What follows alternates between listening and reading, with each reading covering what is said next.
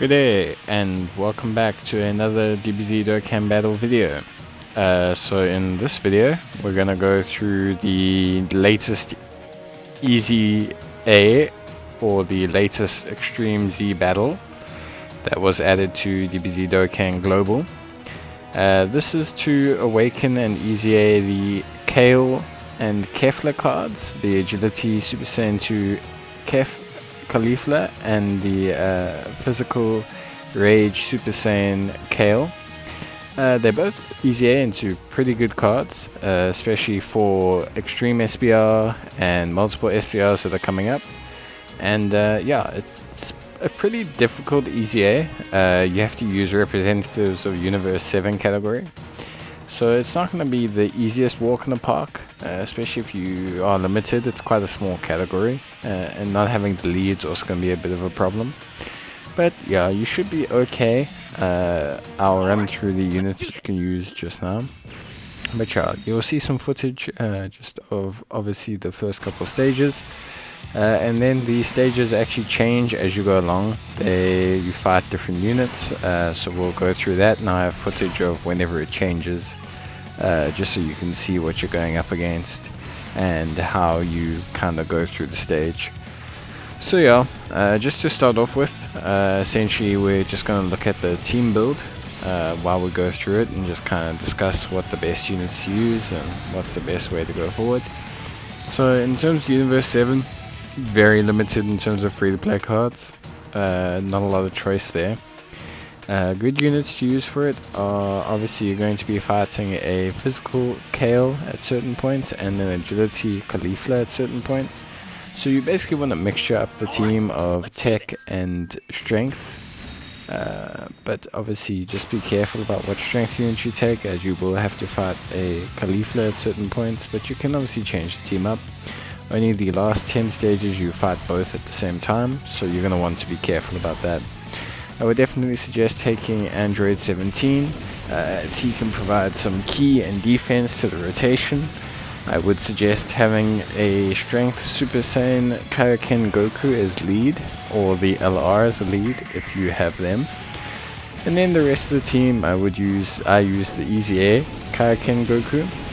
MUI Goku or UI Goku is pretty good as well. Then obviously you have the Super Saiyan Blue Evolved Vegeta, who's a great lead if you only manage to have some of the Goku and the Vegeta cards. And then I would take the Agility Boo, because he's just so strong with his awakening in the first 7 turns, and these Easy A battles shouldn't really last too long. My team build will obviously be shown in all of the footage that you see, but it is generally going to be the LR as a lead, since I'm fortunate enough to have them. Then SS Blue Kaioken Goku, the Strength SSB KK Goku, the Spirit Bomb one, and then the Majin Buu along with the Android 17 and the UI Goku. That's my build.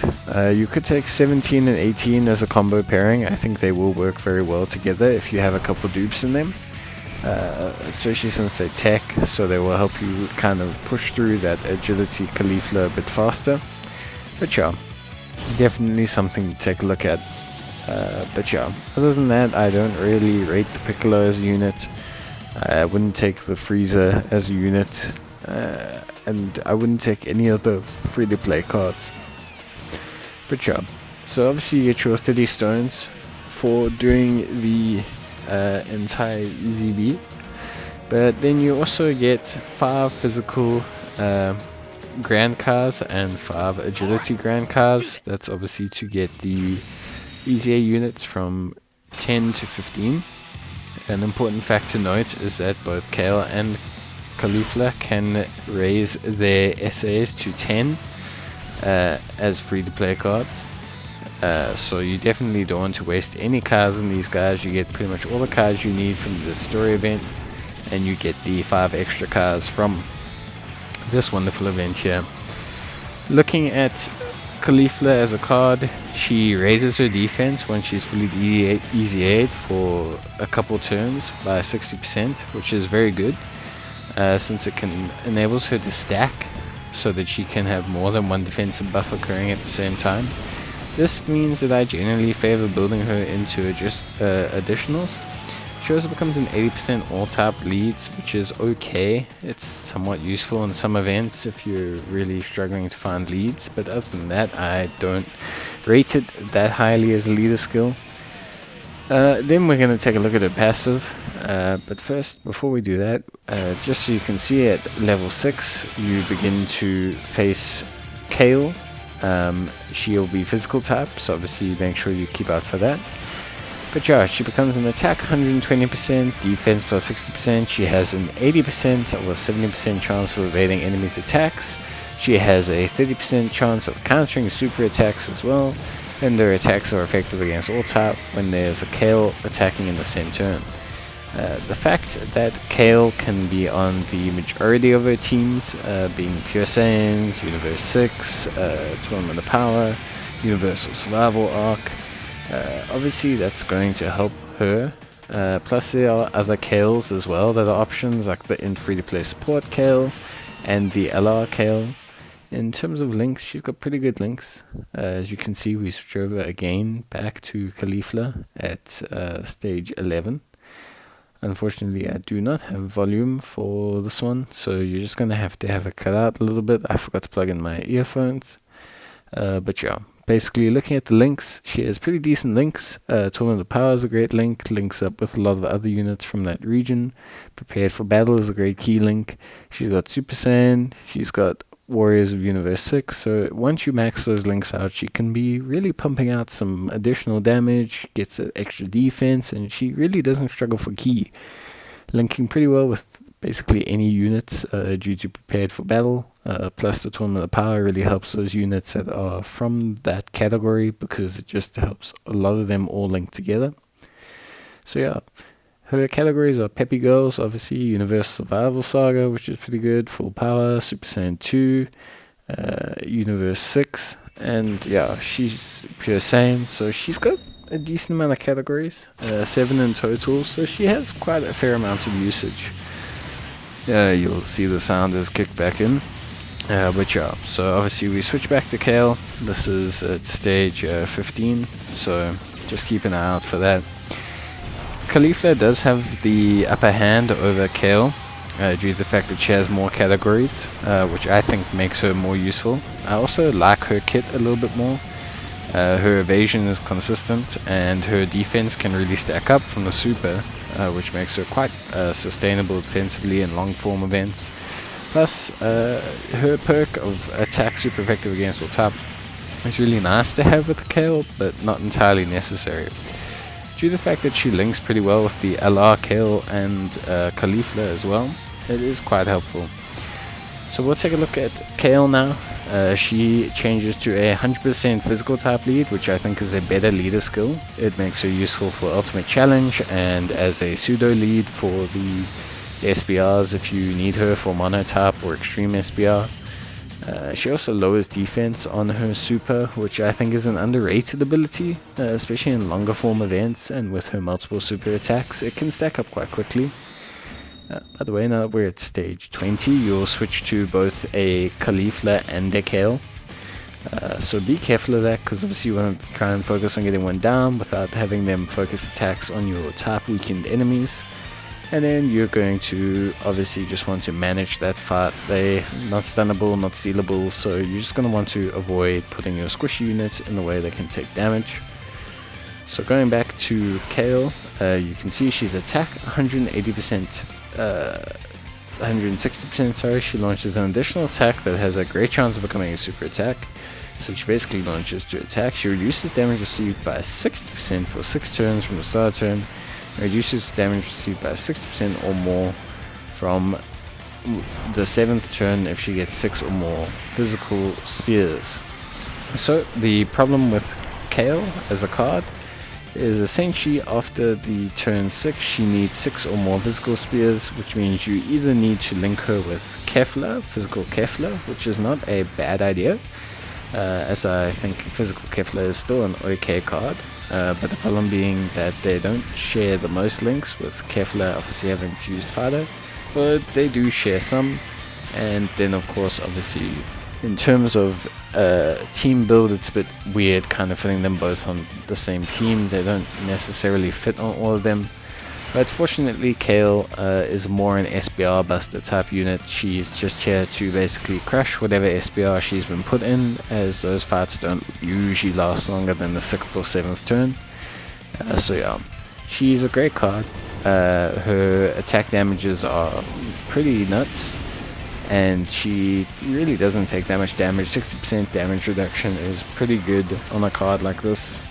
So yeah, in terms of links, she has a decent link set. It is slightly different to the Kalifa, but Warriors of Universe 6, Tournament of Power is there, Battlefield Diva is there, Sanian Lineage, and then Prepared for Battle.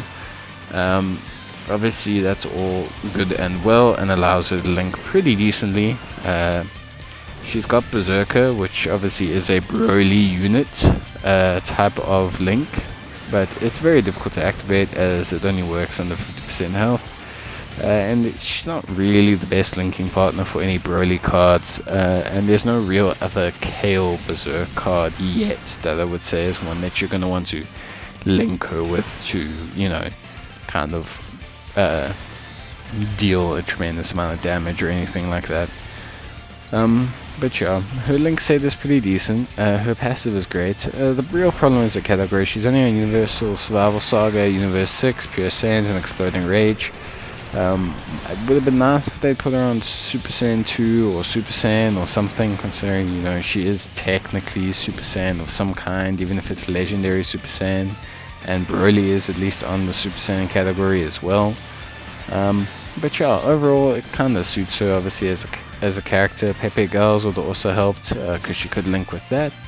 But I mean, you know, you ain't really get to choose how these cards play out or how these categories are chosen. But yeah, overall she's a very good card, definitely worth the easy A, just simply due to how effective she is in extreme physical SBR. I will be showcasing her specifically in that stage, just because I believe that's where she shines the most. Her damage reduction, her damage overall, and just everything that she brings to the table is really, really good. But yeah, the next phase of this video will be the final fight, stage 30. Just so you can see basically what it takes to finish stage 30. In terms of that, I did get a little bit lucky in this stage. I got like double crits with the LRs, which really helps. When you're going, if you haven't looked through the runs, you're going to want to take the friend lead as being the LR as well, because you're really going to need to double up on that damage and try and push through the stage quite hard. You don't have a lot of super tanky units and representatives of 7, at least not super tanky units that can just smash take hits the whole time or survive multiple supers, especially if you're not too great in terms of the categories and everything and having units from the category. So yeah, just keep an eye out for that. But yeah, overall, the Easy A was quite long. This is just due to how tanky I found them to be and how difficult it was dealing a large amount of damage and sustaining it, especially if you got a bad rotation in the first lineup or anything like that. In terms of missions, the missions for this one are quite good. There is no missions for finishing the stages under like a minute 20 or anything like that. The main missions that you're going to get are actually just for awakening the units, which are some of the nicer missions. Those also give 6 stones in total, so it's actually roughly 36 stones for this entire Easy A, very similar to Martian Vegeta and to the Angel SS2 Goku Easy A that occurred. So yeah, definitely worthwhile, even if you're just doing it for the stones. And if you don't have the cards, you could have got them with the previous wish strips, and you can get them with your redstone.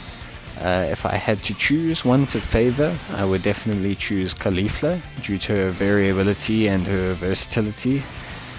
But if you have 2 dupes in Kalifa, please obviously go for the Kale card, as she's still very useful, especially if you plan on doing extreme SBR at some stage. 100% highly support getting her. And yeah, basically that's going to be this video. I will be showing you my obviously end of this round, so you can see that I have done the easy battle.